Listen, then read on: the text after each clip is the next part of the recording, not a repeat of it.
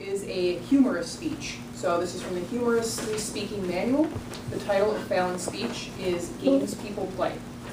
This is a 5 to 7 minute speech, and the objectives that Fallon has are to, 1, prepare a speech that opens and closes with humorous stories, 2, include jokes in the body of the speech, and 3, deliver the jokes smoothly and effectively. So, to perform peregrination for us all into a world of humor, I would like to introduce Fallon.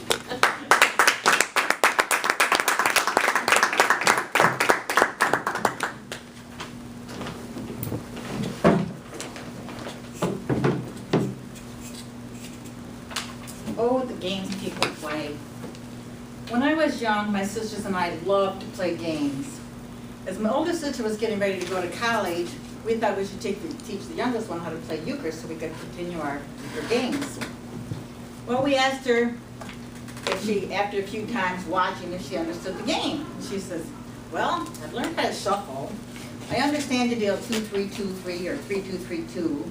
I think I understand the bidding, but I just don't get why you play a couple rounds, somebody scoops the ball of the card, throws them on the table, and somebody takes the point. I just don't get it. Well, euchre is out now. We're not going to play that anymore. So now, everybody in my family thinks I'm really competitive, and a lot of my friends from the past days, Bob for one, think I'm really a competitive person. I'm not. I just love to play games. I really, any kinds of game, cards, board games, whatever. I just love playing the games. My kids always think because I win a lot that I cheat.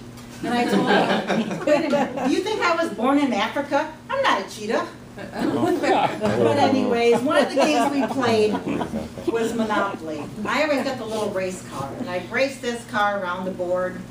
One day my little sister got mad and she pounded that board, and there was an earthquake in Atlantic City. But do you think the rest of us cared? No, we just moved over those railroad tracks and tried to avoid staying out of jail. One time I had so much money left over, so I'm going to take this to the bank and pay my mortgage. And I told them, I'll even buy you some hotels. They said, we're sorry, that's really a risk. Then we started the game of life. Now I'm sure some of you have heard of the game of life, maybe some of you are too young to know the game of life, but you had these little rinky-dink plastic cars with blue and pink pegs that you stick in for the man or woman or the boys and the girls. Well, whenever we played this game, for some reason, I always ended up with the worst career ever, a car with no insurance, a deadbeat husband, 12 kids, and a house in the swamps. Now my sisters, for some reason my sisters, they always ended up with the glamorous, perfect career. They ended up with the perfect husband, 2 perfect children, and they lived in millionaire estates. I hated life. I have so many board games that I'm really worried about them, so I keep them stored in a big suitcase, and I store them up in the attic. That way, when I die, I can just grab my suitcase and take them with me.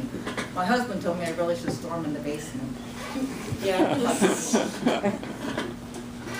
My kids like to play Uno, and we asked the neighbors one time, or the neighbor comes to us and says, can I play Uno with you? And we said, no, you're a pirate. You always sit on the deck. I went to Texas a couple of years ago to visit my sister, and my nephews were there. They're 6, 8, and 10. They wanted to play a game, and I said, oh, I'm in my glory. I love playing games. Let's play. So I let them pick the game. They come downstairs, and they had this game called Poopy Head. Now I'm thinking, okay, I'll play with you guys. You know, you're my nephews. You had these little piles of poop made out of material with Velcro on them, and the idea is to see who ended up with the most poop. Well, of course, these kids ganged up on me, and I was always covered. But I didn't care. I was in my glory. I got to play games. And when I left Texas that week, I was voted the bestest, most funnest aunt ever. And that made the whole trip. Made the whole trip. And we have a game. This came from a foreign exchange student I had. She lived with us when I was a freshman in high school from the Philippines, and it's called Patay.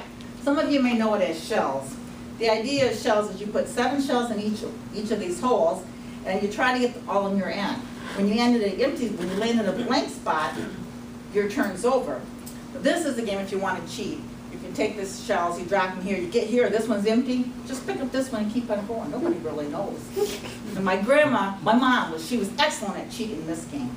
The kids hated it because this was a game She always cheated in. They'd catch her, but she denied it every time. She always won. The kids didn't want to play battalion anymore.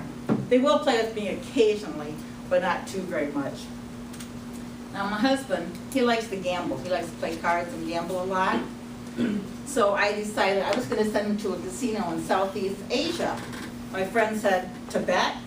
Why else would you go there? We had another game.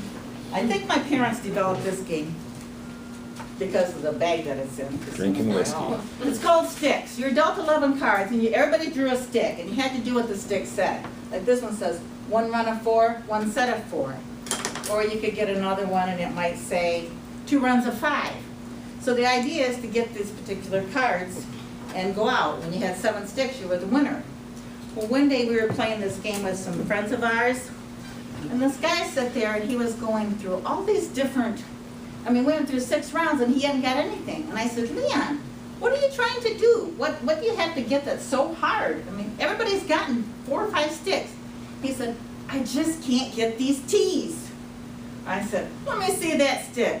And they were 7s. To this day, Leon's never going to live that down, that the T's were really 7s. Now my grandkids, they like to play a lot of cards. One of their favorites is ruckus. And it's really a ruckus. When you get going, you can have a ruckus around your dining room table.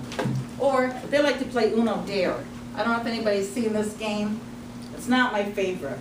If you get the Dare card, you may have to do 20 jumping jacks or 10 sit-ups or push-ups.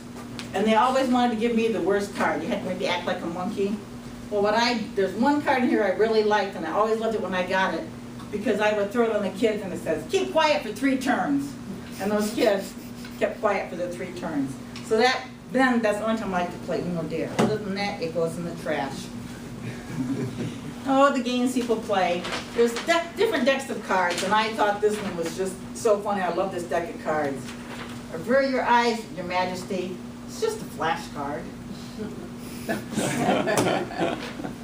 So, in closing, I want to tell you what my mom told me about a deck of cards.